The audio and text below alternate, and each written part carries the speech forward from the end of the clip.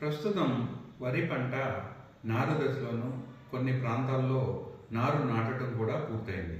అయితే నారు దశలో నాటిన 10-15 రోజుల్లోపు కాండం తొలుచు పురుగు, దీన్నే మొగి పురుగు అని కూడా అంటారు.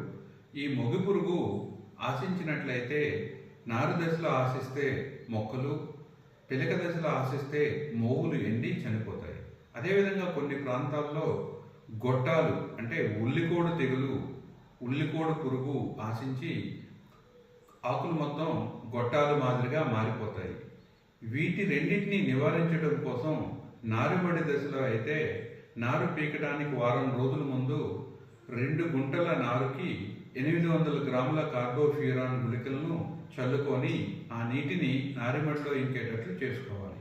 అదే ప్రధాన పొలంలో అయితే నారు నాటిన 10 నుంచి 15 రోజుల దశలో ఒకసారి కార్బోఫ్యూరాన్ గుళికలైతే 10 కిలోలు, కార్టాప్ హైడ్రోక్లోరైడ్ గుళికలైతే 8 కిలోలు, క్లోరాంట్రినిపోల్ గుళికలైతే 4 కిలోలు, ఈ మూడిట్లో ఏదో ఒక రకమైన గుళికలు వేసుకున్నట్లయితే ఈ మొగి పురుగు, కాండం తొలిచే పురుగు, గొట్టపు రోగాలన్నీ కూడా తగ్గిపోతాయి.